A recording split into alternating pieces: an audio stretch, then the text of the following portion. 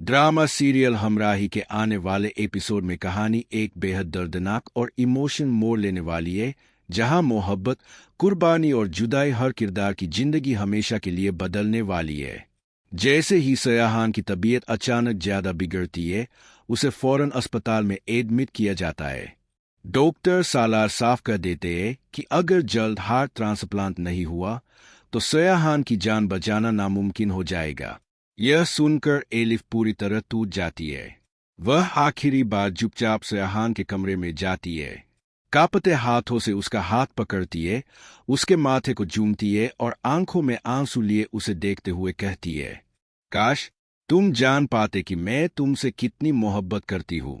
इसके बाद एलिफ सीधे डॉक्टर सालार के पास पहुंचती है और बिना किसी को बताए हार्ट ट्रांसप्लांट एग्रीमेंट पर साइन कर देती है।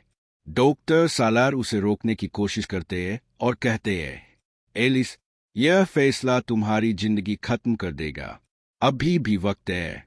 लेकिन एलिफ मुस्कुराते हुए जवाब देती है, अगर मेरी मौत से सयाहान की जिंदगी बच सकती है तो यही मेरी सबसे बड़ी खुशी होगी। इसके बाद ऑपरेशन शुरू होता है। डॉक्टर एलिफ का हार्ट निकालकर सयाहान के अंदर ट्रांसप्लांट कर देते हैं।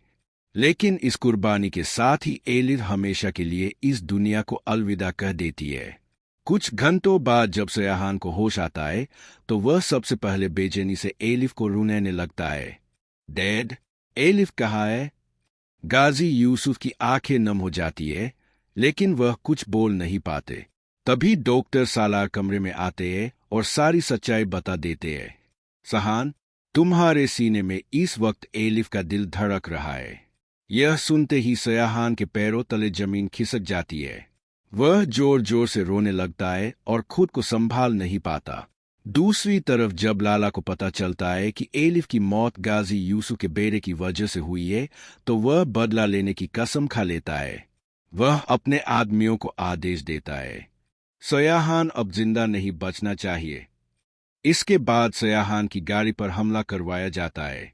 हमले में सयाहान तो बच जाता है, लेकिन जकारिया गोली लगने की वजह से बुरी तरह घायल हो जाता है। उसे तुरंत अस्पताल ले जाया जाता है। इन सब के बाद सयाहान अपने डैड के साथ एलिफ की कब्र पर जाता है। वह कब्र के पास बैठकर फून फूट कर रोता है और कहता है, एलिस, तुम मुझे अकेला छोड़कर क्यों चली गई? एलिफ की मौत के बाद सयाहान पूरी तरह डिप्रेशन में चला जाता है। गाजी यूसुफ अपने बेटे की हालत देखकर फैसला करते हैं कि उसे कुछ दिनों के लिए पाकिस्तान से दूर भेज देना चाहिए। शुरू में सयाहान इनकार करता है, लेकिन आखिरकार वह टर्की जाने के लिए तैयार हो जाता है। लेकिन जैसे ही उसकी फ्लाइट टर्की पहुंचती है, उसे ऐसा महसूस होने लगता है जैसे एलिफ अब भी उसके आसपास मौजूद हो। कुछ दिनों बाद अचानक उसकी नज़र एक लड़की पर पड़ती है जो बिल्कुल एलिफ जैसी दिखती है। वह लड़की इल्हाम होती है, एलिफ की बहन। सयाहान उसे देखकर हैरान रह जाता है और तुरंत उसके पास जाने की कोशिश करता है।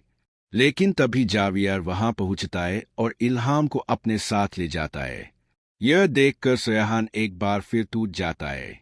इसी दौरान रानिया नाम की लड़की सहान की जिंदगी में आती है।